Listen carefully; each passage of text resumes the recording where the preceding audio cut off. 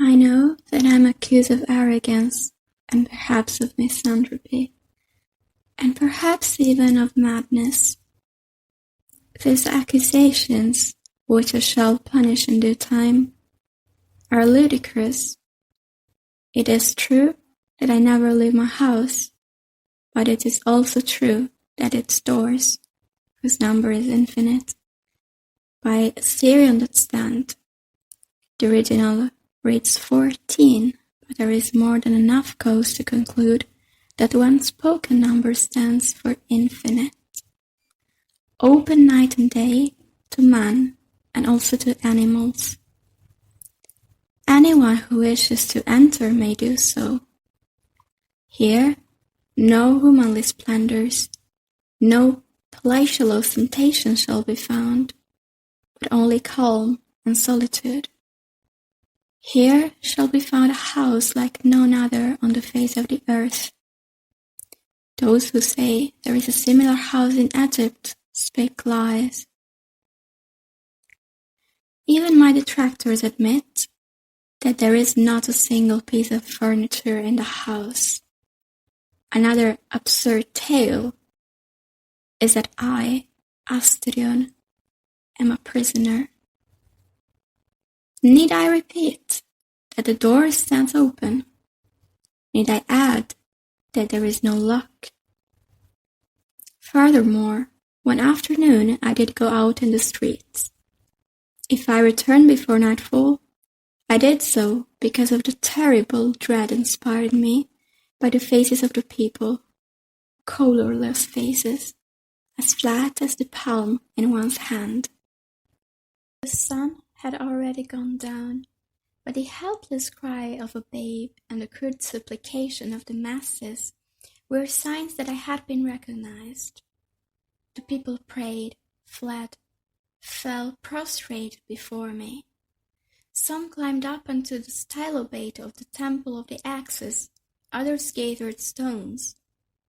One, I believe, hid in the sea. Not for nothing was my mother a queen. I cannot mix with commoners, even if my modesty should wish it. The fact is, I am unique.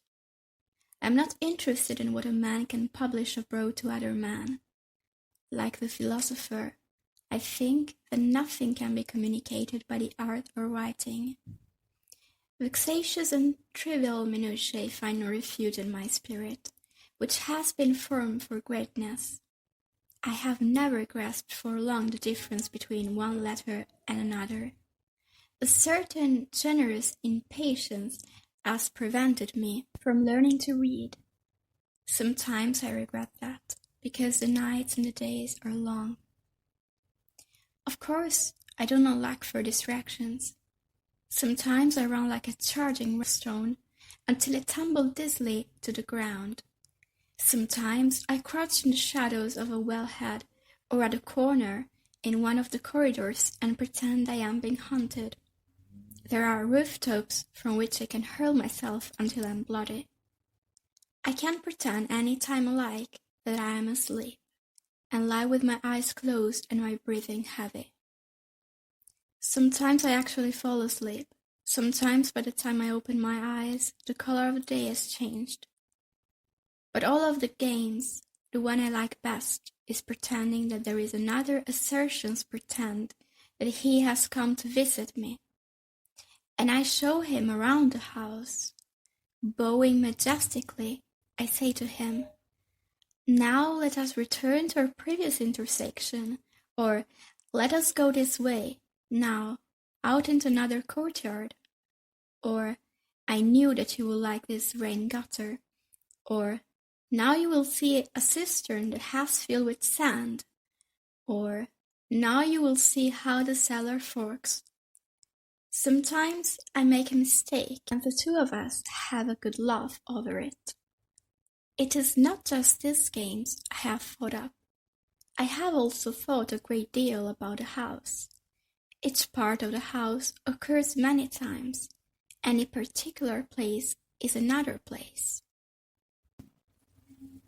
There is not one wellhead, one courtyard, one drinking trough. one manger. There are 14, an infinite number of mangers, drinking troughs, courtyards, wellheads. The house is as big as the world, or rather, it is the world. Nevertheless, by making my way through every single courtyard with its wellhead and every single dusty gallery of grey stone, I have come out onto the street and seen the temple of the Axis and the sea. That sight I did not understand until a night vision revealed to me that there are also 14, an infinite number of seas and temples. Everything exists many times, 14 times, but there are two things in the world that apparently exist but once. On high, the intricate sun, and below, Asterion. Perhaps I have created the stars and the sun, and this huge house, and no longer remember it. Every 9 years, 9 men come into the house so that I can free them from all evil. I hear their footsteps or their voices far away in the galleries of stone, and I ran joyously to find them. The ceremony lasts but a few minutes. One after another they fall, without my ever having to bloody my hands. Where they fall, they remain, and their bodies help distinguish one gallery from the others. I do not know how many there have been, but I do know that one of them predicted, as he died, that someday my Redeemer will come.